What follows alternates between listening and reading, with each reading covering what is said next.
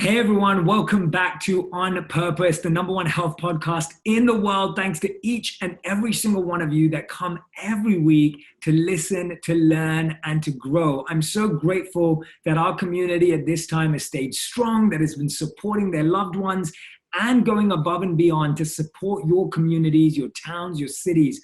I know that all of you have been doing so much incredible work, and I know that you've been taking a lot of joy and a lot of resilience from our incredible guests on Purpose. Now, today is no different, and I have to say I'm personally very excited because I've been following this individual for many, many years, and it's a great honor that when I was able to reach out to her on Instagram, it was very, very organic. There was no booking involved or any of that like all the other guests. We never do that here. We want real relationships and real conversations. And I DM'd her and I was hoping that she would see the DM, and she responded immediately and we were able to make this happen. So today's guest is none other, the one and only Glennon Doyle, author, activist, founder of Together Rising, and the author of the #1 New York Times bestseller, Untamed, which has been at the top of every bestseller list since its publication on March 10th, and is also Reese Witherspoon's book club selection. She's also the author, which I'm sure you'll know, and if you don't, you should go back and get those too, the author of New York Times bestsellers Love Warrior, which was Oprah's book club selection, and Carry On Warrior. Now, what I love about Glennon most is her heart of an activist and a thought leader, and she's the founder of Together Rising, right? She's raised over $25 million for women, families, and children in crisis. She lives in Florida, where she's joining with us from today with her wife and 3 children. And today I'm excited about learning more about how we can all become untamed. Welcome to the show and On Purpose, Glennon. Glenn, thank you for being here. Jay, thank you for having me. I'm so excited that this is finally happening. Of course, I've been following you forever, and I just love your heart, and you have made the world have a bigger heart. And I'm just really happy to be here. Thank you. Thank you. And I'm really looking forward to meeting you in person. I can't wait till all of this is passed and I can fly over there, or you're in LA, and we can sit together and speak more. But I'm glad that we're getting to connect at this time. And so I wanted to start with that, actually. Like, how have you been managing quarantine with your children and, you know, your wife? And have you learned something new at this time, or have there been any revelations? Yeah, I mean, one of the revelations is that this much family togetherness cannot be God's plan for us. This is just, wow, Jay, wow. I mean, I would answer that differently every day. Some days I feel so hopeful, and I have, all these beautiful ideas about how we're getting to know each other better. And some days I just, wow. I mean, I think it's a hard time, one, because of all of the real pain and loss that is going on in the world. I mean, because of Together Rising, I'm reading people's stories nonstop every day, and it's just unbelievable what people are losing. And this new way of losing that's brand new, where we are losing people and then we don't get to go to them. I mean, wow, that's a whole sort of just paradigm shifting experience. And then on top of all of that real pain, I think it's an interesting time because we're dealing with all of that while being stuck, right? Just, we're not used to this kind of stuckness. We're used to being able to distract ourselves with all of our busyness and all of our, the stuff we do, so that we don't have to sit with what has always been true, which is just right? Which is that we're unbelievably vulnerable and no one's in control down here. And at the end of the day, we just have, our hearts in each other. But I think it reminds me a lot of being in early sobriety, of just having those moments where, I think of us like snow globes. The snow, we keep ourselves shaken up all the time. I was going to ask you, I love that analogy. Go on, Karen. Yeah, so we don't have to see the thing in the middle, which is the truth of being human and how fragile it all is. And now it feels like this great settling of the snow globe, where we all are just stuck with ourselves and our vulnerability and our people. We're stuck with our people, right? So all the little cracks, all the little truths about ourselves and our relationships that we can kind of ignore with our busyness are just sitting there with us on the couch now, you know, um, which is so hard. And also, as you know, everything beautiful in my life has come from sobriety, has come from letting the snow settle. So I know that there can be great transformation during this time for sure, but it doesn't make it any less painful. Yeah, that's the interesting thing, right? When I'm hearing you speak, and you're so right that when you're stuck or when you're sitting and you're just observing and you're finally able to hear and listen and be present with everything that, like you said, you've either ignored, been distracted from, been too busy for, but it's still uncomfortable. It's very uncomfortable, right? Like, even though we know or you've done it before, and that's what I find interesting in what you just said. You know from your experience that moments like this can be transformative and healing. Mm-hmm. But that doesn't make it any more comfortable to go through. Never. And so how do you deal with that? How do you personally, and we were just speaking about it just a few seconds before, how are you personally dealing with that when you're like, oh, this seems familiar. I've kind of felt this before. I know what this feels like to sit with all my, stuff. But at the same time, it's not like it's become easier, like, because I've done it before. So how do you process that mentally and spiritually for yourself? Well, you said process. That's what it is. It's like, it's not the way that I experience pain and the waiting that comes after it, and then the rising that eventually comes, is always the same. Like, no matter how many times I can remind myself, oh, this is this part. This is where everything sucks and I hate it and I feel uncomfortable. It doesn't make it, I can know that it's an important part of the process, but it doesn't change the experience of it at all. Okay. So it doesn't make it hurt any less. I just try to remember what I know from the process, and all of that for me comes from sobriety. I mean, the first time I became bulimic when I was 10 years old. Okay. So I was just a super sensitive kid, and I didn't have whatever skills or tools that I needed to kind of manage that sensitivity. So I just started numbing it right away. And I think one of those reasons, Jay, is, as you know and speak about all the time, is that we just don't learn, in our culture, in this culture, we learn that we're supposed to be happy, right? That happiness is the goal, that we're supposed to be happy all the time, and we worship happiness. And so when the normal feelings come that we all have of fear and doubt and jealousy and pain and anger, well, when I started feeling those things, I just thought something was wrong with me. Because nobody was talking about that, right? I was supposed to be happy, and especially as a girl, like, I was supposed to be smiling and so that's why I started numbing so early. And that turned into alcoholism and all the things. And then I got sober when I was 25, and I went to my first AA meeting, and it was completely freaking amazing. I just remember thinking, oh, here's where the honest people are. Right? Yeah. And then I kept going, and then on what they don't tell you about sobriety is everybody wants you to get sober when you're a drunk because you've ruined everyone's lives. Okay, so everyone's desperate for you to get sober, as were all the people in my life. And so people talk about sobriety like it's so great, and then we get sober and it's terrible. Okay, it's the worst. It's why we started drinking in the first place, right? It's like oh my God, like, I forgot how much it all hurts, And so I was in that stage, it feels like defrosting, like your painful process of getting feeling back, And I went to that meeting, and I finally stood up and spoke, and I said something like, I'm Glennon, I've been sober for 6 days, and I feel awful, and everything hurts, and I just am afraid that there's some kind of secret to life that everyone else has that I don't have, and I've never had it. And I just feel like it's because I don't have that secret, it's just harder for me to be human than it is for everyone else. And that's all. And I sat down, and this woman came and sat down next to me afterwards. And she said, I just want to tell you something that someone told me in early sobriety. And that is this. The secret is that feeling all of your feelings is just really hard. Mm.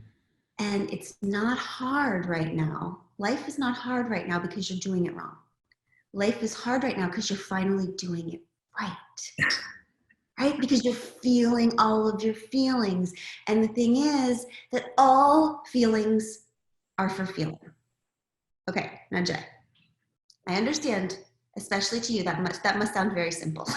But it was mind-blowing to me. Like, no, it's huge. It's even now, I have to remind, I don't think you ever, I mean, you may, but I know that I don't think you ever get to a point where something that simple is not profound every time you feel it, because we still have this default mode approach to feeling our feelings. We still go, I don't want to feel that, right? If you've got to have I find the time when you feel it the most is if you've got to have a tough conversation with someone. You always want to avoid it, right? If you really want to say something to someone and you've been feeling it for a long time, but you're not allowing yourself to feel it fully, I think we do it, we get lost in that cycle again and again and again. And I feel that you just feel it for less time. But hearing you say that right now, despite its simplicity, it's still as profound every time. Because I think we're just wired to constantly avoid any sort of negative feelings. Like you said, you mentioned jealousy there. If you feel jealousy, you just go, well, I can't be jealous. That can't be a good thing. I'm a terrible person. Now I'm a terrible friend because I'm jealous of my friend's life or whatever it is. Whereas if you just go, okay, wait, why am I jealous? Let me feel that jealousy out. Like, why is it? Where is it coming from? What is this jealousy? Like all those questions, which I'd love to process with you as well, to understand some of the stages of that process. But I'm with you. Sorry, carry on. I'm with you. No, that's exactly it. I mean, I just remember thinking, all feelings are for feeling? Like, I didn't know that. Like, I thought that happiness was for feeling, and that envy and fear and anger and all those things were for avoiding and numbing and denying and deflecting, right? And so I just remember thinking, okay, I guess I'm going to try this. I guess I'll try feeling all my feelings. And Jay, I remember I decided I could not, the one day at a time thing drove me crazy because days are very long. Okay, like a day is too long for me, okay? So I started practicing feeling all my feelings within a song. I would lay on my bed and play one song. And I would say, okay, I'm gonna because music was too feely for me. I couldn't I would turn the music off, right? It would make me achy. And so I practice feeling just 3 minutes at a time, one song at a time. And then that turned into full days. And what I do know about pain is that it's like, you know, when they talk about emotion, like emotion, it's energy in motion. It's energy in motion in your body. And when we let it flow, it does something, right? It changes us. It changes, like the only reason that we're here has to be to become. Like we're here to keep becoming truer and more beautiful versions of ourselves. And that energy of emotion is one of the things that allows us to become, right? So when we avoid it or we easy button our way out of it with all the things we use, it's like we're jumping out of the cocoon right before we would have become a butterfly, right? Yes. Just like we can transport ourselves out of the pain, but then we miss all the transformation. And all of them are so specific, like envy. You just mentioned envy. That's a big one for me because I'm just envious, okay? I am. I always have been. It's one of those things that is one of my least favorite things about myself, right? Yeah. Like I actually used to say, Jay, I just don't get jealous. I'm not an envious person. Like who? Only envious people would say some stupid thing like that. Okay? Yeah, it's always the thing that we in the Bhagavad Gita, which is a book that I love and studied very deeply in my time as a monk. It says that attachment and aversion are two sides of the same coin. Oh, of course. You know? So anytime you hear someone deny something or someone obsessed with something, they're two sides of the same coin. So yeah, no, absolutely. But thank you for being so open and sharing that, because I think, again, it's easy to be like, oh, I feel jealous feelings, but to really come out and say, hey, this is something I really don't like about myself, that requires a lot of courage, and that requires a lot of It requires a lot of, courage being the right word. It requires bravery to be able to say that. Thank you. I think it just also requires the knowledge that we're just all human and that's okay. Like, it just starts to sound funny when people deny basic things about being human, because to me, it doesn't reveal maturity. It reveals a lack of awareness of what a human being is, right? Like, yes. And we can work with all of these things. Like if we have envy, which I gotta believe everyone has on some level. 100%. Right? If we can actually believe that all feelings are for feeling and that they're instructive in some way.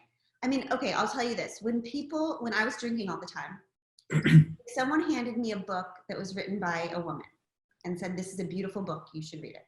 I would not read it. Jay, I didn't want to look at it. I didn't want to see it. I would find a million reasons that I didn't like that author, and I didn't like something about looking at words that a woman had written. It felt like looking straight at the sun. It just hurt so much, okay? And I know that is because nothing burns quite like seeing someone else do the thing that you know in your heart a braver, healthier version of yourself was born to do.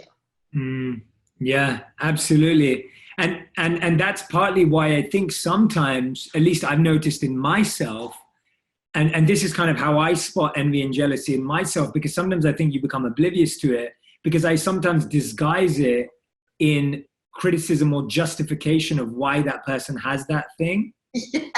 So I disguise my jealousy or envy by going, oh yeah, but they had like rich parents, or but like they just got really lucky, or yeah, but their work's not really, whatever it is, and you kind of disguise it, and so it kind of hides there, and you kind of feel like, oh, I'm not jealous, I just have good observational skills, and you know what I mean? I know way too well what you mean, and it makes me feel so good that you have some of that experience too. Definitely. It's like admiration that's like holding its breath. Oh, wow. It's like it could be a positive thing if we embraced it fully, but for me it's like my body becomes this machine where it's like admiration goes in and then and like snark comes out. Like, oh, I never liked her anyway, right? Yeah. But really what I learned was that if I could not do that, if I could not, hot potato my envy away, that it's really pointing me towards something that I was meant to do. It's actually really uncomfortable, but helpful emotion. It's often can guide us towards our purpose, guide us to who we admire. Like the most freeing thing for me is when I see something that someone has done and I love it and I think it's awesome. For me, it's always something that someone's written or something. And my first experience is punchy. I think, I wish I would have written that. I wish I did. And then that's my knee-jerk reaction. But if I can somehow either reach out to that person and tell them how much I loved it, or if I can't reach out to that person because I don't know that person, if I share it with other people, the whole clenchiness goes away. It's like back to abundance. And it just feels, no, that's so beautiful. And you're so right. And those are all steps of the process. Like, I don't think you ever get to a point where you don't feel that initial reaction. I don't believe that. This is my belief. I'd love to hear yours. I don't believe that you ever get to a point where you don't have a envious, negative, ego-driven thought. What I believe is that you entertain it for less time. Yes. And so now, previously, you would obsess over that for 7 days. And you would complain and you would criticize and you would compare and you'd talk about it with everyone negatively and you'd gossip. Whereas now, as you work on it, as you work on the process, don't get obsessed, or at least my thoughts are, don't get obsessed on trying to remove that thought for all time. That's just not realistic.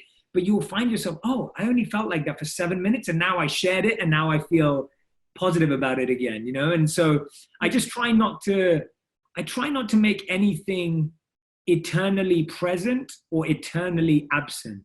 Oh, I love that. You've made me, I've never said that before. I just thought of that right now talking to you. Like, I try not to make anything eternally present or eternally absent, because nothing can be that. Like, I think we always go like, I never want to have this thought again. Or I always want to feel this way, right? We say both of those things. I always want to feel this way, or I never want to have this thought again. The truth is, neither of them are actually possible. Yeah, that's right. But what you can do, what I've learned, I guess that's what awareness is, right? It's like, oh, here's that thing happening again. And I actually think of myself, I'm like, oh, look at you. You're such a sweet little idiot. Here you are again. You know, like, look at you again. Here's that part where, right? That's what I think of. Here's that part where you feel like there's not enough and you missed the boat and no one likes you. And here's that sweet, go ahead for a minute. And then we're going to move on to the next part. Right? Yeah. What do you think it is about our childhoods? I've become really fascinated in the past. I don't have children, you have children. So, you know, you're able to observe them and your life and parenting and that whole dynamic, which I think is, I observe at the moment, at least, is such a beautiful learning curve, or a painful learning curve, but a learning curve nevertheless. What are your thoughts on how your childhood, and not just yours, but everyone's, frames so many of those beliefs and values? And how do you think your childhood specifically, what was it that led you to kind of creating that snow globe kind of feeling? Because I've just got fascinated by how I feel like all of me and my wife talk about it all the time, like how I think all of our values in relationships, in marriage, are all framed from what we either saw or didn't see in our parents. Yeah. And so I'm fascinated by hearing that from different people, and I'd love to hear your thoughts on it, being a parent yourself. Yeah, and it feels like such a trap sometimes, because it's like, when I look at people, I think, and myself, I think, okay, people do one of two things, right? They experience their childhood and then they are obedient to it, right? They take the values that they learned and they try to, whatever was a good girl or a good boy, like they try to obey their whole lives, right? And that looks different in adulthood, but they agree, right? They carry it with them forever. And then there's the other side, and that's kind of a cage, right? To just stay in the kind of construct that you were. Totally. It's not creative, in other words, it's repetitive. But then there's the other side of people who just rebel against it, right? Who look at what was taught to them or the way they were raised, and then they rail against it their whole lives, right? This is just a rebellion, which I have figured out, because I've looked at my wife who did some of that, and we figured this out together, that's just as much of a cage. That's equally uncreative, right? Because if you're living your life, if you're creating your existence in resistance to the man, then you're still fully controlled by the man. Whether you're obeying or rebelling, right? Yes. So the idea of how you look at what you become aware of what you learned when you were a kid, and then you sort of take what you want and you create your own thing that is neither a rebellion nor an obedience, is just, I mean, for me, that's powerful, right? It's like, I don't know how to do it though. Really powerful. It's the same way how the opposite of like fanatical religion versus atheism, fanatical atheism, it's like that. Same thing. Same. Yeah, no, that's such a great point. Rebellion and obedience. I love that. Sorry, carry on. I'm just like. I mean, we think of it, Abby and I talk about it a lot in terms of faith too, because she was raised Catholic, and she was a gay kid in Catholicism, and so she equated the church with God. So when she rejected church, she, in her little childhood heart, felt like, well, now this is when I say goodbye to God. God doesn't love me. I'm not. God and I are not friends. Okay. Ooh, yeah. And talk about something hard to get over your whole life, right? 100%. Yeah. So we laugh about it that Abby has spent her life furious at a God she doesn't believe in. Right?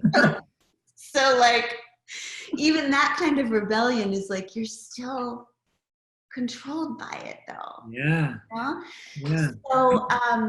So I guess my story about childhood is, I just I got so sick so early, at 10, that I spent most of my life, I mean, until I didn't get sober till I was 26. So I spent most of my formative years just in like doctor's office after doctor's office, and just, diagnoses after diagnoses. I was hospitalized in what was a mental hospital my senior year in high school.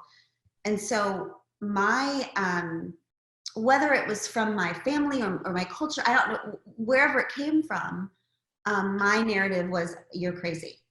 Mm. I believed that. Like, I could do all the things, I could act a certain way to see that, but at my root, shame, belief about myself was, you're crazy, right? Wow. And that's a tough belief to hold. Well, it becomes impossible to trust yourself, Yeah. right? Because how can a crazy person be trusted not to sabotage all of it? Yeah.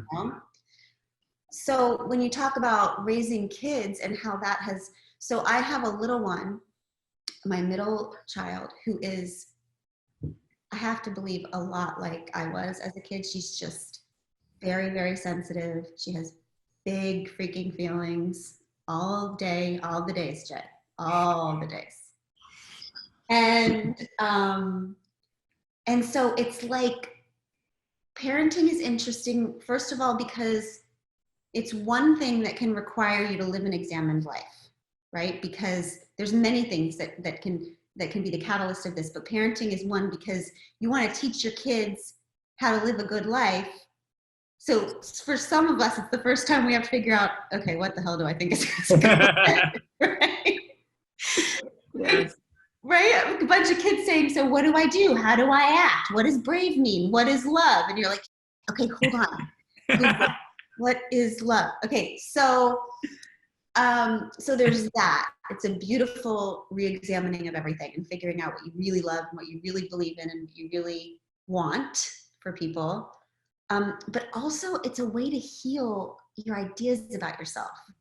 So Tish, this little one, I'll just tell you a quick story about her. Okay, so this is just to get to our point. But yeah. A few years ago, her teacher called me from school and she said, Glennon, we have a situation. And I said, I'm sure we do, because I've had that call before. And she said, well, I was talking to the kids and I may have accidentally mentioned that the polar bears were losing their homes because the ice caps were melting. Uh-huh. She said, Glennon, the other kids thought this was sad, but not too sad to like soldier on to recess. But Tish is still sitting on the floor. Oh. Asking question after where's the polar bear's mom? Like, where are the polar bears gonna live now? What are the grown-ups doing about that? That question kills me. And Jay, she came home, and I'm telling you that our family's life revolved around polar bears for 3 freaking months. Like, I had to put posters on the wall of polar bears. I had to sponsor 4 polar bears online.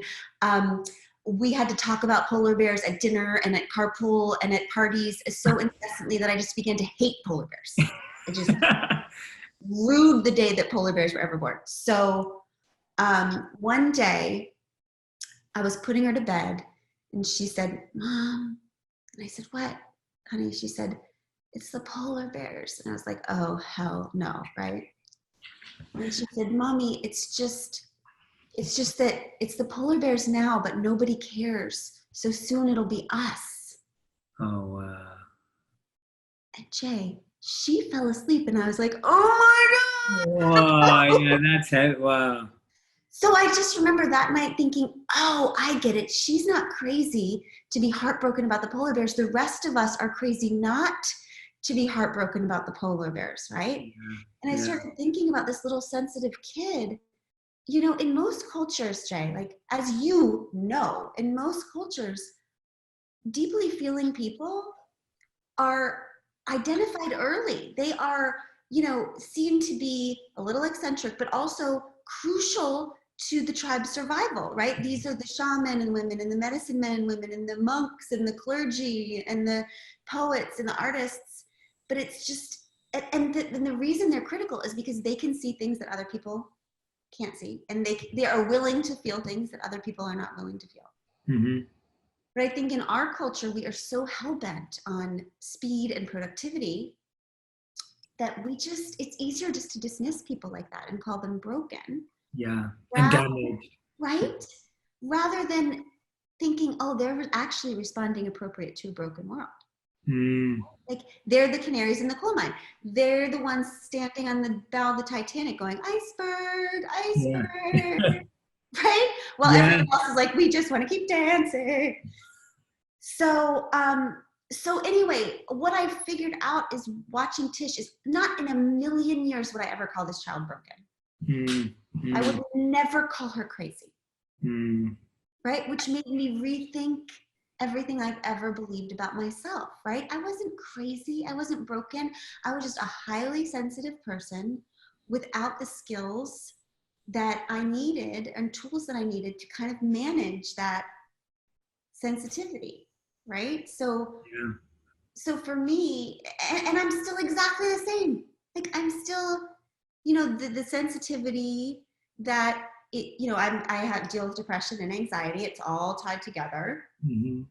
And the parts of my life that the sensitivity that makes life hard, it's also the sensitivity that makes me a really good artist. Yes. It's all same. That's what parenthood has done for me. It's helped me, besides, it's just incredibly difficult sometimes, I'll say that. But it's also helped me revise my old stories about myself. No, thank you for sharing that story too of Tish, because I think that will resonate with, and you know that already, but it will resonate with so many people listening and watching right now, because I think people judge themselves for being sensitive souls. People judge themselves for being empaths, or people judge other people who are that way. Like, oh yeah, she cries about everything, or, he's always gonna, and the truth is, you're so right that actually that person's just more in touch with their true selves. And they're allowing themselves to feel. They just don't have the tools to do that in a effective way, whatever effective means for them. And what I find so interesting about what you're sharing and intriguing for me is, I feel like the words that are used from the wisdom books that I love and the way it's portrayed, it's all about purifying and engaging the parts of ourselves that we don't love or don't like, because then you can transform them into love. It's not about negating or deflecting or putting under the carpet or under the rug or whatever it may be. Like, it's not hiding it. And the words purifying and engaging, like what you've just done is talk about how you can engage it into art, right? Engaging that same. And you talk a lot about rewriting your story from anxiety to fire. And I love that. Like, I think that is such a powerful, I'd love for you to tell us about how that came about and how you were able to actually rewire your approach, because I think that's where so many people are struck. We keep going, I'm an anxious person, I'm a sensitive person, and it's all negative, and it's not being engaged, it's not being purified. How were you able to rewrite that story into fire? Well, I mean, some of it's just defining words right for me. I mean, I'm a words person. And so the word sensitive, for me, I mean, I actually have zero negative connotation to the word sensitive. I mean, to me, the opposite of sensitive is not brave, it's insensitive. So like, that's not a badge of honor. Like, you're so sensitive. Thank you. I am able to sense, right? And I'm willing to sense. And so much good comes of it, right? And the anxiety thing, Jay, I don't know. I can explain to you what it feels like for me, which is that I do tend to worry a lot. I sometimes tend to fall into the lie that everyone's success and health is completely dependent on my commitment to worrying about them, right? that I am actually worrying all of us into peace, which is complete crap. Okay. The way it manifests in me is, I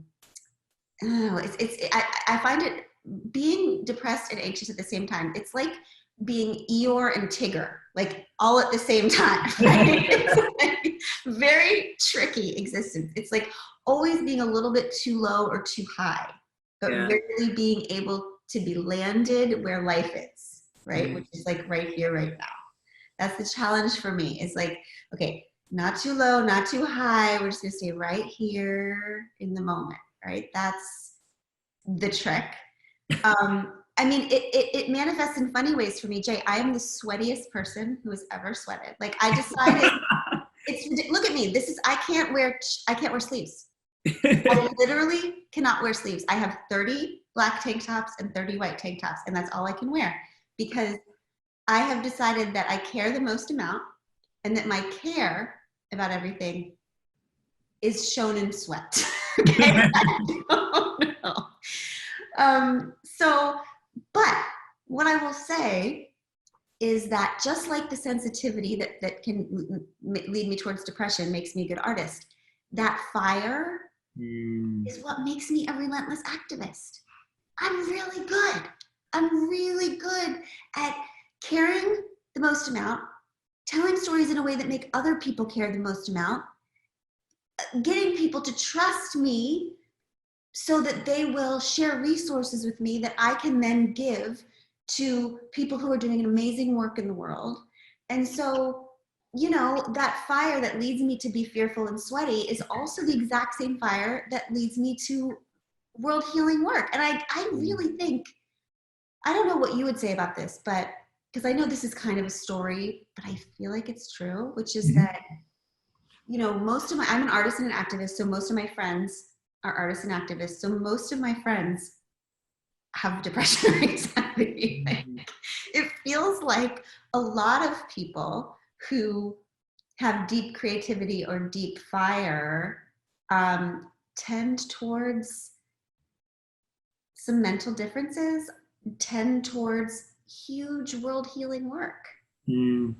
So it's one of those, like, I'll take all of it. I don't want to like not have any of it, because for me, you know, it's like when I decided to get sober, and I remember looking at I decided to get sober the moment that I found out I was pregnant with my son Chase, who's now 18. Actually, I think he's 17. I don't know. He's waiting to be 18. They're somewhere between, like, they're walking but not in college. Okay, they're somewhere in that. And I had this knowing of, like, oh, I see. If I want something as beautiful as motherhood, then I'm going to have all the brutal of being human.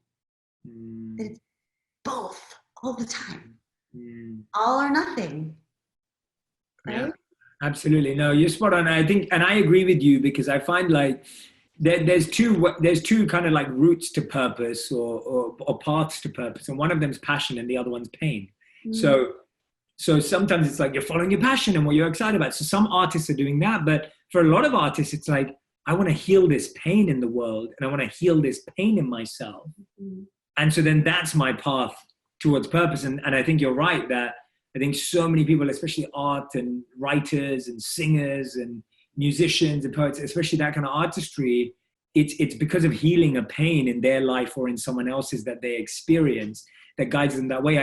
You reminded me of a movie that I just saw that I keep going on about. I don't know if you've seen Saving Mr. Banks. No, but I will tonight. So it's the story of, so it's Tom Hanks, isn't it? It's Emma Thompson and Tom Hanks. It's a, you know, incredible cast, but it's a story of how Walt Disney acquires the rights for Mary Poppins. And I don't know if you're a fan of Mary Poppins, or yes, if you love Mary Poppins. Yes. So then you will love this movie, because you get to understand the backstory of Mary Poppins and what it was inspired by. But anyway, I'm not going to give away any more. But from what we're talking about, what you're saying is, so when you watch that movie, you'll be like, this is exactly what I'm talking about. That you start seeing the parallels of someone's art being a representation of their own experience of something, right? And so I'm with you on that. And I definitely see that. I guess the point then is, does someone become boring or uncreative if they heal that anxiety? That's the question, right? That's kind of like my question, because I go, does that mean that someone forever? It's kind of like saying how people wrote better love songs before they were in relationships. It's totally. Right? It's like before you're on the path to finding whatever it is, you're more interesting than when you found it. And it's almost like, what is your take on that with artists and your own transformation, your own healing, your own journey? How do you, how do you process There's so many different ways of thinking about this. I mean, first of all, I'm hearing my friend Liz in my head right now, because Liz Gilbert is one of my best friends. And she would say that all of this is just horse crap, that all of this suffering, you have to be suffering to be an artist. Like that is all, that is just an old story and not true. So, and I trust Liz. Okay. There's that side too. I don't know. I can tell you this, that I have never felt freer in my life. I will always deal with mental differences. I will always, I just kind of like feel like I'm always walking around the edge of the black hole. Right? Like, I'm just on the edge, and that's okay. Like I'm good on the edge, right? I have accepted it. Okay. I believe that I will stay. I will not jump. I will stay on the edge forever. And it's okay with me that the whole ground is not solid for me. Okay. There's beauty on the edge for sure. But I don't worship suffering anymore. Yeah. Right? What do you mean by that? Tell us what that means, because I think that's such a powerful statement, and there's so much locked in that. Like, what does it mean to worship suffering? Because I think we're not aware of that. And sorry, I just want to amplify that, because I think it's such a powerful statement. Well, I mean, as someone who grew up in a Christian tradition, as someone who grew up as a woman, that's a double whammy of you earn your worthiness through suffering, right? I remember when I was deciding whether or not to stay in a broken marriage or to follow this unbelievable, expansive, wide love that I had found with Abby, I decided that I was going to stay in my marriage because I was too afraid of hurting everybody. And I was having a conversation with a friend, and I said, you know what, it's fine. I'm just going to shut this part of myself down. I'm just going to stay. It's going to be hard, but I've always been able to learn from pain. And she said, you might also be able to learn from joy? And I was like, oh my God. Yeah. I decided at that point, at 42 years old, that I was going to experiment with that I was going to try to see if it's possible that we live in this beautiful universe that would, yes, allow us to learn from pain, but might even prefer if, when we could, we would choose joy to learn from instead. Absolutely. Right? And it's kind of like that. Like what you just said makes so much sense. Like the reason we have to suffer in pain is because we don't learn in joy, right? Like that's exactly it. Because I always feel like pain makes us pay attention. Yes. I've seen this in just being around children. At least it's like your child just has to shout louder if you don't give your presence and attention earlier. And our bodies do that.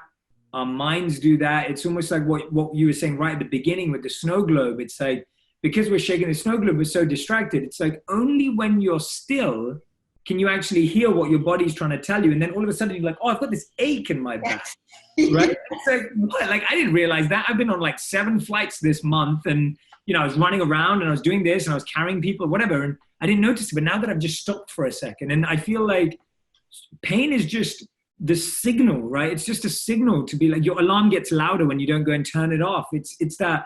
And I feel for so many of us, you're so right. And it comes from not learning in joy, not being complacent in joy. But sometimes I feel that puts such a pressure for people, because people go, oh my God, now I have to learn in joy. Like it's like, can I not just enjoy it and experience it? Yeah, I get that too. I mean, first of all, if you can just be in joy and experience it, you should. I have to also learn from it because I'm a freaking writer. Okay? I'm jealous of all the people who just get to be in the joy. But what I would say is that I am still myself with all my weirdness and things, issues, but I'm happier than I've ever been. I'm freer than I've ever been. And I've never been a better writer than I am now. I've never been clearer. I've never been more confident in my writing. I've never been more effective in activism. So I think that some of that I must suffer to create is probably not true. And I think that there's necessary pain, and it's like, I've just categorized it for myself. Like, there's just pain that you just, losing people, or losing dreams, or, losing. These are the things that are just, they're just the price you pay for being an open-hearted human being, right? Yeah. For taking risk. Like, that kind of loss is just the price of love, right? And that is, I'm willing to have that pain, right? But there's this other pain that is optional. And it's like the pain that comes from not even trying for those things, right? It's like, Yes. I see it in people. It's like the pain in someone's eyes who knows that she could do something that she's not doing, or the pain in someone's eyes who's not bringing her full self to her relationship, so she's slowly dying because she's not telling the truth. Like, that kind of pain that comes from abandoning yourself is what I'm not going to do anymore, and worship that. Does that makes so much sense. Yeah. I'll take the first kind, right? Yeah, no, that's my life. So well said. So well said. You're literally, I have to stop and just take a moment. Anyone who's listening or watching right now, I hope you're feeling the energy that I'm feeling. And I don't know if Glennon's feeling it, but I'm feeling it. I'm going to say I am in love with this conversation right now, because you're inspiring so much thought through everything you share. Like, I am deeply reflecting on everything you're saying, and it is giving me so many revelations right now. And I mean that in the most honest and genuine way. So when I'm hearing you say that, what I'm hearing about it from a giving point of view, and what you just said about you feel like you're the best writer, your best ability to give right now. And you're saying, what I find is that we express well in three areas that are coming to my mind right now as well. One is the suffering. Like, so what you said before, like when you went through the suffering and you were able to tell that story, that was helpful and that was powerful. The musicians we spoke about. The second is the survivor. It's like when you survive something, you tell that survival story. You're like, okay, now I got through it. I'm going to help people. And then I kind of feel like you're at that level in the way that I see you helping people in the world, is that you're a server, right? Because of your big heart and your sensitive soul that's just trying to serve and give and expand yourself in abundance to serve as many people as possible. And you're serving millions of people across the world. I feel like that's when I would love to check this with Elizabeth Gilbert too, but I guess that's what's giving you the highest sense of expression and creativity, is being of service. Right? And it's like those are all the levels. Like, we start as sufferers, then we become survivors when we survive our suffering, but then eventually we rise to being servers in society. And then you see the real joy. And I think that's what, at least I know the traditions I studied would suggest, that those who are living in service, having been through that, would find the ultimate expression and creativity, because they'd be doing it for more than themselves. So I don't know what you think about that. It's coming to my mind, so I'm sharing it. It's blowing my mind a little bit, because yes, that is correct. But even specifically, when you said serving, when several weeks ago, or I don't even know, Jay, maybe it was 2 years ago, whenever the quarantine started. So you're so right. I have no idea. I was so focused on the book, Jay. I thought it was the most important thing in the world. And, this is like the story that's in my heart since I was 10 years old. I was like, my whole team had been working on it for so long. It was so important, so important. And then I started the tour, and 2 days into the tour, the corona happened, all the things. We canceled the tour early. And I remember coming home, and the whole team just, all these people have been working so hard on this. And they said, what are we going to do? And I said, the only thing I can think to do is that the world's about to be in a lot of pain, and we're just going to switch to service. Switch to service. We are out of promotion mode. We are switched to service. We're just going to show up. And the great thing about this, Jay, is I think that when I came to life was then. Like, we go through creative cycles, right? And the leading up to promoting something is so like, it's confusing, right? It's like you become an artist, so you make the thing, and then you've made the thing. Yeah. But then you have to go will be a commercial about the thing that you made, but I already made the thing. Right? I remember saying to my editor, like, do painters have to go out and paint about their paintings? Because I don't understand why I have to say words about the words that I wrote, you know? Yeah. So it's just a little confusing.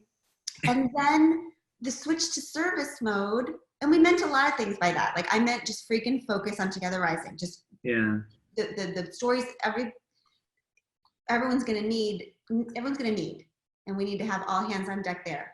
But I also meant, like, I'm just gonna start showing up every day without any need for perfection or shininess, or like, just, hi, here I am, here we are, let's hold space for each other.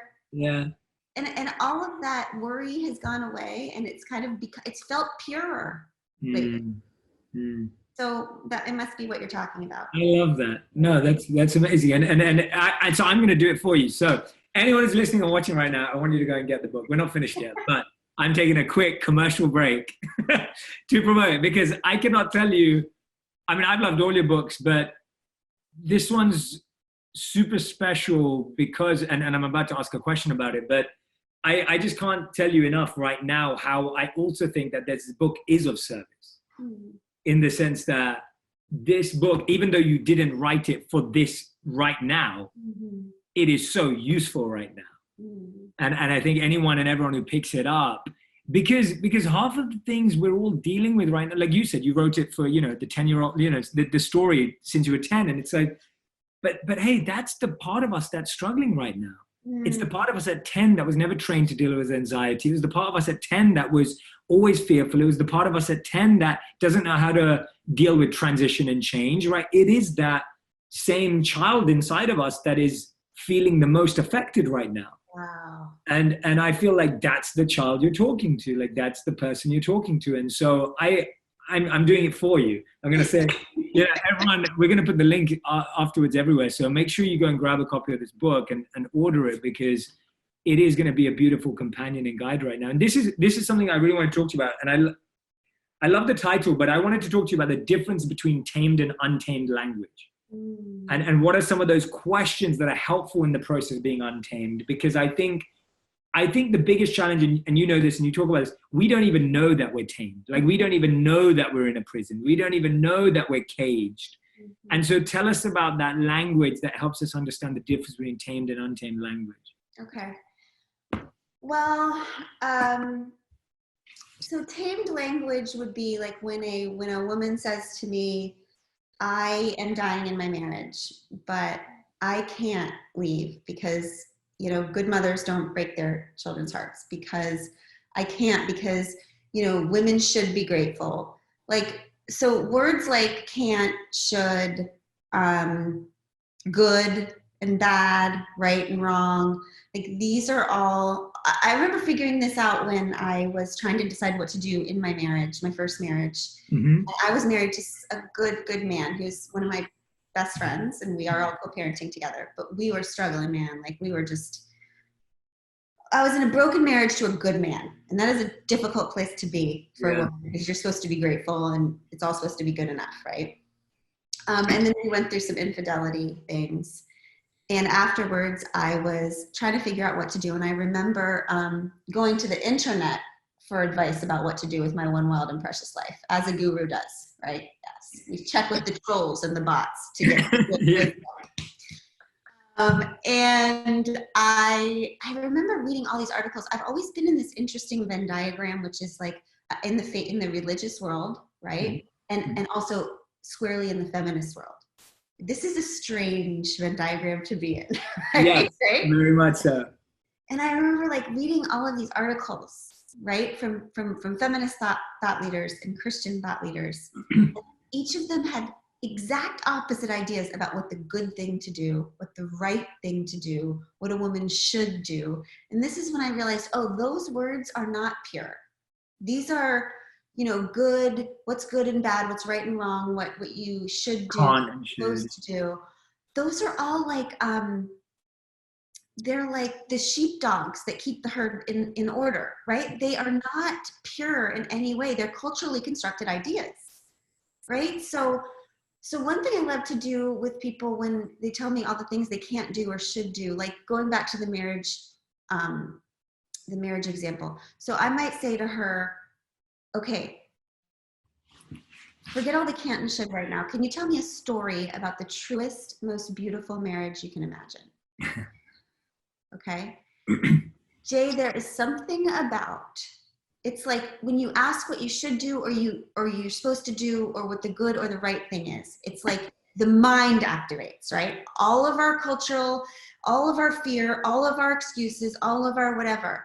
And there's something about what's the truest, most beautiful story where it bypasses all of that. And it's like the heart opens and it's just like a story comes out. You know, it's like everybody's born, there's a purity to it. It's like everybody has a blueprint inside of them for what they were meant. Because I don't believe that there's one way to have a family or one way to have a love or one way to have a marriage or one way to be a parent. I think that the norms are made by somebody and we can all make our own. Agreed. Right? Amen. Yeah, massively. Yeah, absolutely. Yeah. So there's something about what is the truest, most beautiful life? What is the truest, most beautiful marriage? What is the truest, most beautiful job you can imagine? What is the that kind of just quiets all the can'ts and is less scary. And you start to realize, I almost didn't follow the love of my life. Like I get sweaty just thinking about it, but I almost abandoned myself again because Jay, I was tamed to believe that a good mother does not hurt her children. Right? And one day I was braiding my little girl's hair and I remember looking at her and thinking, oh, I am staying in this marriage for her. But would I want this marriage for her? And if I wouldn't want this marriage for her, then why am I modeling bad love and calling that good mothering? Yeah. Wow. Right? Which was one of the first experiences in realizing how tamed I was, because I know why I was doing that. Because I was tamed, which just means socially conditioned. Okay, it just means socially programmed, obviously. But to believe that a good mother is a martyr. That good mothering, Jay, is about just slowly dying and burying your dream and your ambition and your emotions, just burying yourself and calling that love. This is why, and what a burden for all. What a burden. Legacy. What a legacy to pass down to our kids, to teach them that love means to slowly disappear. Right? Instead of course, love requires the beloved and the lover not to disappear, but to emerge fully. Yeah. Right? It has to be one of the best definitions of that which requires us to emerge fully, And so that's when I realized, oh, that's my taming. Like, I'm spending my whole life trying to be good, but because I'm defaulting to the cultural definitions of good, I'm passing down terrible legacies to my kids. Yeah. I'm not living truly to myself, or I'm caged and I'm caging my children. Yeah. Oh, wow. Right? Because if I teach them that the ultimate love is martyrdom, that is what they will try to be one day. Right? Because our children will only live as fully as we give ourselves permission to live. Yeah. So what I have come to believe about motherhood, because I really think untaming is really just digging up all of those roots that have been planted beneath us and examining them and replanting our own, right? Which is motherhood for me now. It has nothing to do with martyrdom and everything to do with being a model. Yeah.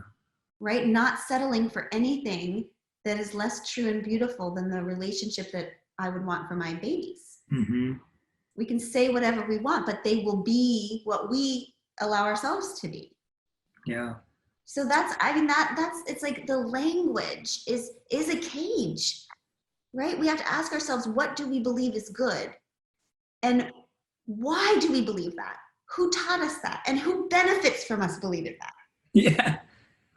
Right? Exactly. And whether it even sits with us, like whether it resonates with our heart or whether it connects with us. And, You're so right. Like, we don't even know where that taming comes from half the time, or why we live that way. And hearing you say that, I mean, I love the way you describe it. I get the part where you're like, taming is social conditioning, but it's like the way you express it is so powerful in the book and right now, because that's the part, right? Like, I think everyone with a bit of common sense will say, yeah, actually, I have a lot of like conditioning from my childhood, or conditioning from school or education or society. But when you explain it in a marriage situation, and this is the thing, it's like, is it a job? Is it a marriage? What part of it in our lives are we still living that way? Where we're seeing life as a sacrifice, as for your children or for whatever. It's like, I'll stay in this because it's better for them. And like you said, like, just not wanting it for them. You know, how could you want it for yourself? Tell me about how tough that is to translate that realization up here and here. Actually, not up here, but down here, because you said it's not a mental block, it's of the heart and emotion. How hard is it to transition that from really feeling that in your heart to then actually having that conversation with your partner, to having that actually go through with it? Like, tell us about that, because I think sometimes, and both are important, because it's only when it's really strong here can you even let it out. And so for a lot of us, the first step is just, have you really understood it for yourself? Exactly. Right? That part takes like, that takes about 12 years. Yeah. I mean, that takes a long freaking time to admit to yourself that you have a longing, that you have a discontent, that you have, because once you admit that, like, you could imagine more for yourself, then it's scary, because you might have to do something about it. And the do something requires all kinds of, like, making other people uncomfortable, and, like you were talking about in the beginning, having hard conversations, and for God's sake, it's not all about divorcing your husband and marrying a woman, which I highly recommend, but but it's not like, it's also about just saying hard things. Like, I have so many friends who you know, don't have the marriage they want right now, but they don't want a marriage with somebody else. They just want to be able to say the hard thing so that they can create a truer, more beautiful marriage with the same person. Yeah. You know? Yeah. But those conversations, Jay, are so hard. I mean, when I finally really and truly looked at myself in the mirror and realized, this is real. You are in love with Abby. This is the first time you've been in love in your life. At that point, it didn't at all feel like a decision about whether or not to be in love with Abby. At that point, it felt so serious that it was like, this is where I decide whether or not I trust myself, whether or not I abandon myself, right? As soon as I could, I talked to Craig about it. So one of the wild things about Abby and I's story is that we completely dismantled our lives to be with each other before we had ever been alone together. So this was all over the period of many months after we had only spent a couple hours together at an event, right, in public. We fell in love through letters to each other. So I told Craig first. We had been through so much together we worked so hard to heal after the infidelity in my marriage. And I thought we were working so hard so that we could be happily ever after together. But I think now in retrospect, we were working so hard that we could part without hating each other. Like, we really forgave each other. Thank God. That's why we're able to co-parent now. Then I had to tell the kids, which was the hardest conversation I've ever had in my life, and I just don't even have any, like, shining wisdom about that. It was totally freaking brutal. But I do remember saying, we have taught you to be true to yourself, even when it's hard and scary, and even when it disappoints other people. And I'm about to do that to you right now. And it was as hard as it always is for kids to go through divorce. Their dad is freaking the most loving dad in the world. I mean, so that was hard. But you know what was the hardest one? Oh, and I had to, like, come, by the way, Jay, I had to come, I announced to the world that I was getting divorced 4 weeks before my book about the redemption of my marriage came out. But I had to, because my sobriety is the only thing that matters to me. And so my only rule for myself is that I have to be matching my outsides to my insides. I don't care if I'm doing the right thing. I don't care if I'm screwing up. All I care about is that I'm not living in shame, because shame is what takes me out. And if I'm hiding anything, then I know I'm in shame and I can't do that. So I just told all the things. But the hardest one was telling my mom. It's so funny, Jay. I feel like people can be the most badass, untamed people until they got to call their mama. That's so true. Oh my God. I was so terrified, and it's the most important, it was the most important process of my life. Walking through this with my parents and away from my parents, because what happened, Jay, is that my mom was scared to death. And she brought me a lot of her fear. My mom's my best friend, and I have always trusted that my mom knows what's best for me. Okay. That was one of my taming. Yes. My job to please my parents, and that my parents know what's best for me. Okay. Yeah. And so when I told my mom, she was very afraid, and she brought a lot of that fear to me, and I could hear it in every question. You know, she would, how are the kids' friends going to act? How's the world going to treat you? And Jay, I felt myself getting so defensive and anxious every time we talked, which is when I figured out that it's not the cruel criticism of people who hate us that shakes us. It's the loving concern of people who love us. Ooh. Right? That so true. Us. So true. Yeah. And so one day we were on the phone, and she was just spinning, and she was just worrying and calling that love, right? And I heard her say, your dad and I are coming to visit. We're going to fly down and visit. And I heard myself say, no, you can't come. I said, Mom, you are still afraid, and my kids are not afraid. We taught them that love in any form is to be celebrated, and that it is always best just to be yourself and let the world catch up. So they're not carrying the fear you carry, but if you come here and bring it, they will see it in your eyes, and they will help you carry it because they love and trust you. So I have to tell you this hard thing, which is that your fear is not our problem. And it's my duty as their mother to make sure it never becomes their problem. So go deal with your problem. And when you are able to come here to this island of our family with nothing but celebration and respect, we will lower the drawbridge for you, but not 1 second sooner. And that is the moment I became an adult. That's a tough conversation. That's an extremely tough conversation. But it was the moment where I realized that we become responsible. It goes back to the beginning of your conversation, the question you asked me, that we become responsible adults when we stop being obedient children. Yeah. Right? When we realize that the best way to honor our parents is to trust fully the people they raised. Yeah. And to take responsibility for our lives and not live them in a repeated pattern of pain. So that when we're 60, we can say, I would have had a good life, but my mom wouldn't let me. Exactly. That's literally it. That's exactly it. And everyone has their own version of that story. Mm-hmm. Whether it's your mom or your dad or your school or your teacher or your boss or whoever it is. And the imaginary person you're asking for permission from, right?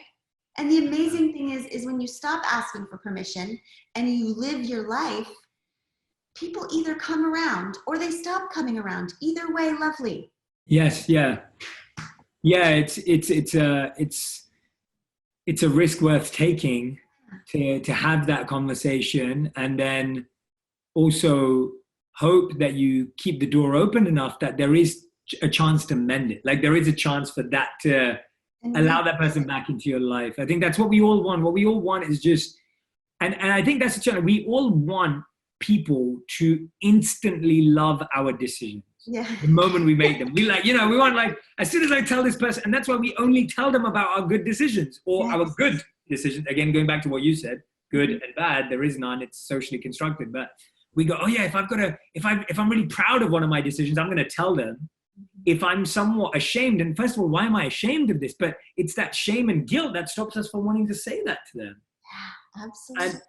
And what you said there, I love that question that you asked, that you were like, well, what is the most truest form of marriage? Like, what is the most, that story version, as you were saying, not what's the right marriage or the best marriage, but what is the truest, most, authentic form of marriage or love or relationship?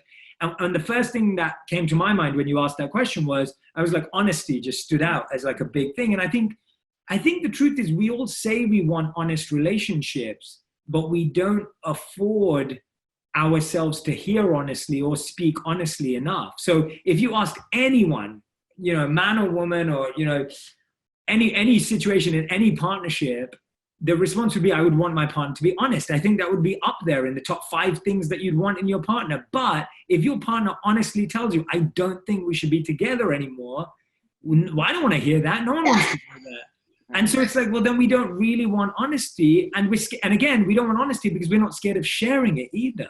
So we're not giving it or receiving it well. And so it becomes such an invisible value or an invisible quality, because it sounds good and feels like it should feel good, but actually it really hurts. It really hurts. It really hurts. I mean, one thing I do know is that at our deepest self, even though we're afraid, we don't want to be with someone who doesn't want to be with us. So I feel that even though it needs to come with all kinds of love, that honesty has to always be the right thing, even when it's the hard thing. Like Craig will tell you now that it was excruciating when I told him that I was leaving. But we have realized at this point that like the truth of the way that things work is that there's no such thing as one-way liberation. Yeah. Right? That if one person doesn't belong there, then you don't belong there either, right? Yes. Yeah. Right? And I mean, and I also believe that in terms of what we were talking about with the families, like our people, we want them to be so excited about our decisions right away. And Jay, that when you said that, I'm like, that resonates with me. Like if I tell you something, I need you to be excited now. and if you're not, it's a betrayal. You're betrayed. So that is for sure it. But what I think people really, in most relationships that are even semi-healthy, the other person really just wants us to be okay, right? My mom, all of that fear that she had, it was right next to love, right? Like she just really wanted me to be okay, right?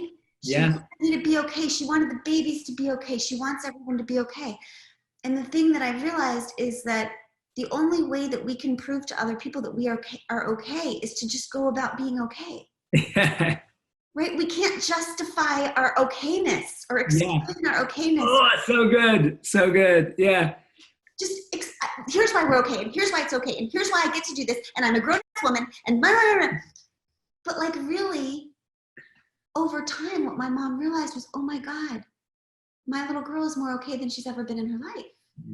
And one of the reasons I know that is because she's not justifying it to anybody anymore. Oh, wow.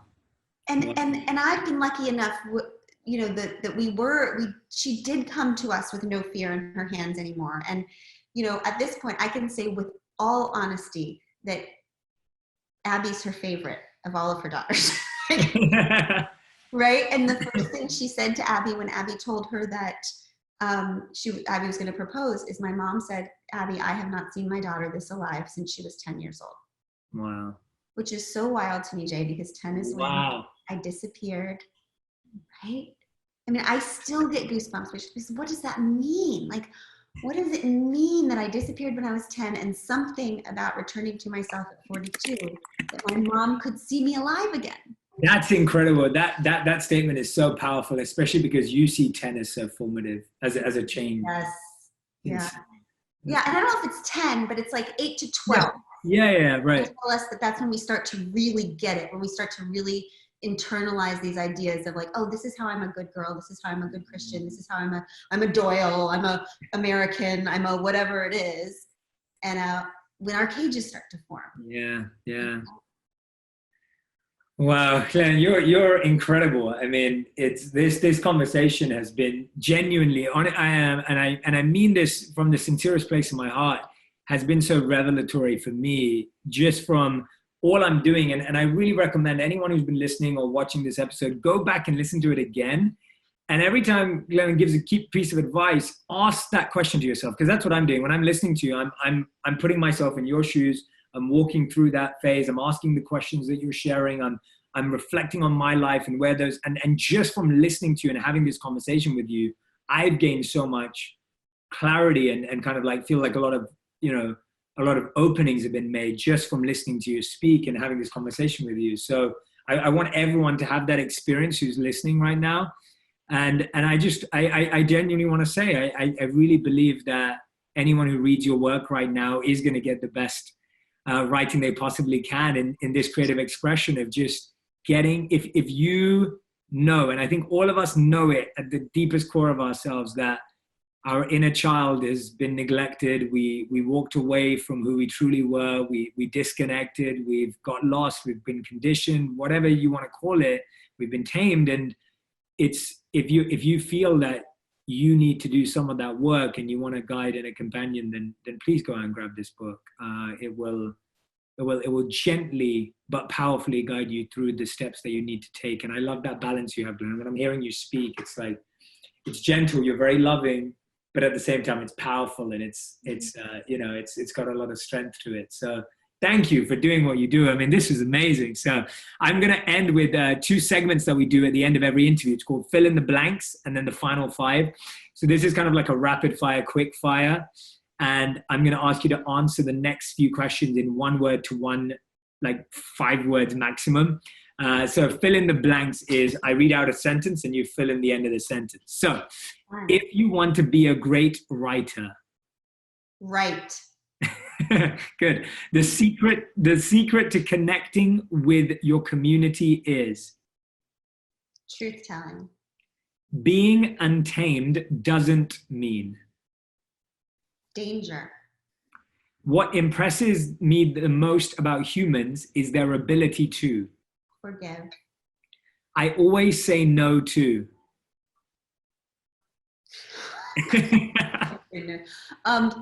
Jogging. I love it. Great. I love it. Art is never? Fake. Sobriety starts with? Stillness. I knew I was in love with Abby when? I saw her. Oh, beautiful. I love it. Okay, these are your final 5. So same. You were brilliant. By the way, I don't think anyone's ever done that well. Like, that's amazing. We've been having this long conversation, but okay. So these are your final 5. Same thing. 1 word, maximum 5 words, ideally. You're the only one who's ever followed it. So I'm very impressed right now. Okay. What have you been chasing previously in life that you no longer pursue? Perfection. Beautiful. What's one thing you once felt shame and guilt over that you are now proud of? Alcoholism. Recovering. Absolutely. Great question. What was your biggest lesson from the last 12 months? Surrender.